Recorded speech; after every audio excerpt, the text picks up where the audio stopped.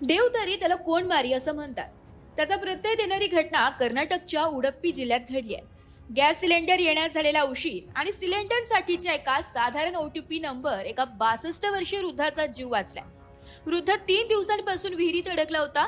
एखादा चित्रपट शोभावी अशी घटना प्रत्यक्षात घडली. योग्य वेळी मदत मिळाल्यानं वृद्धाचा जीव वाचलाय. श्रीनिवास आचार्य कमला काट्टे परिसरात एकटेच राहतात. त्यांच्या घरात विहीर आहे. याच विहिरीतून पाणी काढण्यासाठी ते 3 दिवसांपूर्वी गेले होते. तितक्याच अचानक दोरी तुटली आणि श्रीनिवास विहिरीत पडले. त्यांनी बरेच प्रयत्न केले पण त्यांना वर येता आलं नाही. श्रीनिवास यांनी मदतीसाठी आरडाओरड केला पण शेजाऱ्यांपर्यंत त्यांचा आवाज पोहोचलाच नाही. श्रीनिवास नेमके कुठे आहेत याची कल्पना कोणालाच नव्हती. एकटे राहत असलेले श्रीनिवास यांच्या जागण्यासाठी संघर्ष सुरू होता.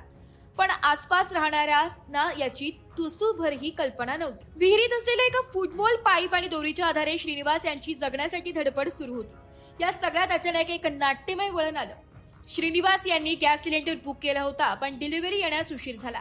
श्रीनिवास यांच्या घरातला सिलेंडर संपल्यानं त्यांनी गणेश नावाच्या ओळखीच्या व्यक्तीकडून सिलेंडर उधार घेतला होता. माझा सिलेंडर आला की तुला देतो अशा शब्द श्रीनिवास यांनी गणेशला दिला होता. इकडे गणेशचा सिलेंडर देखील संपत आला होता. त्यांनी लवकर सिलेंडर मिळावा यासाठी गॅस एजन्सीशी संपर्क साधला. यानंतर एक डिलिव्हरीवाला सिलेंडर घेऊन श्रीनिवास यांच्या घरी आला पण डिलिव्हरीसाठी आवश्यक असलेला OTP देणार तरी कोण, घरी कोणीच नसल्याचं तो परत गेला. याची कल्पना गणेशला नव्हती. त्यामुळे त्यानं गॅस एजन्सीशी पुन्हा संपर्क साधला.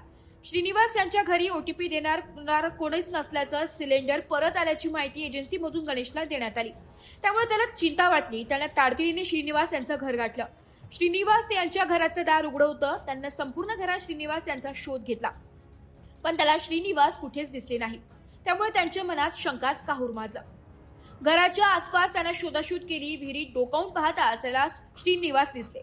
गणेशने शेजाऱ्यांना हाक मारल्या. स्थानिकांनी शिडी लावून त्यांना वर आणण्याचा प्रयत्न केला पण 3 दिवस काहीच न खाल्ल्यानं श्रीनिवास त्यांच्या अंगात जोर नव्हता. ते स्वतःहून वर येण्यास असमर्थ होते. त्यामुळे परिस्थितीचं गांभीर्य पाहून अग्निशमन दलाला माहिती देण्यात आली. अग्निशमन दलाच्या जवानांनी श्रीनिवास यांचं घर गाठलं आणि त्यांची सुटका केली.